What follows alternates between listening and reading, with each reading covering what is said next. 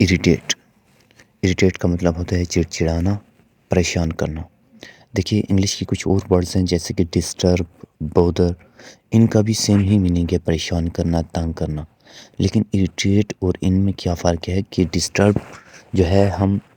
تب کہہ سکتے ہیں کہ جب کوئی چیز ہمیں تنگ کر رہی ہوتی ہے اور اس کے تنگ کرنے سے ہمیں غصہ پیدا ہو رہا ہوتا ہے، ہمیں اس چیز کے اوپر غصہ آ رہا ہوتا ہے، تو اسے ہم کہتے ہیں کہ ڈسٹرب، کہ وہ چیز ہمیں ڈسٹرب کر رہی ہے۔ اگر کوئی چیز آپ کو جو ہے آپ کو مینٹل پیس آپ سے چھین رہی ہے، مینٹلی طور پر آپ کو جو ہے وہ تنگ کر رہی ہے، آپ وہ کسی چیز کے اوپر توجہ لگانے کی کوشش کر رہے ہیں لیکن وہ آپ کو اس کے اوپر توجہ نہیں لگانے دے رہی، آپ کو جو ہے تنگ کر رہی ہے، آپ کے دماغ میں ایک خلل پیدا کر رہی ہے،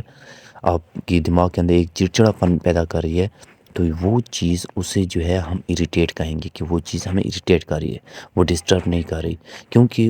اس چیز کی وجہ سے ہمیں غصہ نہیں آ رہا ہے، ہمارے بس یہ جو ایک مینٹل کیپیسٹی ہے وہ ڈسٹرب ہو رہی ہے، ہمارا مینٹل پیس، دماغی سکون جو ہے، ہمارا دماغی سکون اس کی وجہ سے جا رہا ہے۔ مثال کے طور پر آپ گھر میں بیٹھے ہوئے ہیں اور آپ کی ایگزام کی دن ہیں اور آپ جو ہے گھر میں تیاری کر رہے ہیں، پیپروں کی تیاری کر رہے ہیں، لیکن آپ کے گھر کے اندر جو ہے ایک نل ہے، ایک ٹیپ ہے،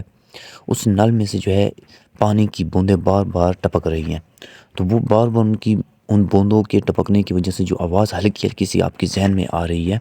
وہ ابھی آپ کو جو ہے وہ آپ کو آپ کی تیاری کے اوپر توجہ نہیں دے پا رہی، اس کی وجہ سے آپ کی توجہ نہیں جا رہی ہے اپنی پڑھائی کے اوپر، تو وہ چیز ابھی آپ کو کیا کر رہی ہے، وہ آپ کو اریٹیٹ کر رہی ہے، کیونکہ وہ آپ کا مینٹل پیس آپ سے چھین رہی ہے، آپ کو دماغ آپ جہاں پہ لگانے کی کوشش کر رہے ہو وہ وہاں پہ نہیں لگنے دے رہی۔ یا پھر مثال کے طور پر آپ جو ہے اپنی تیاری کر رہے ہیں پیپروں کی، اور یہاں جو ہے آپ کے گھر میں کوئی آئے ہوئے ہیں رشتہ دار یا کوئی دوست وغیرہ، اور وہ بار بار مسلسل باتیں کر رہے ہیں، اونچی آواز میں باتیں کر رہے ہیں، تو یہ چیز آپ کو کیا کرے، اریٹیٹ کر رہی ہے، کیونکہ وہ جو ہے آپ کا دماغی سکون آپ سے چھین رہی ہے۔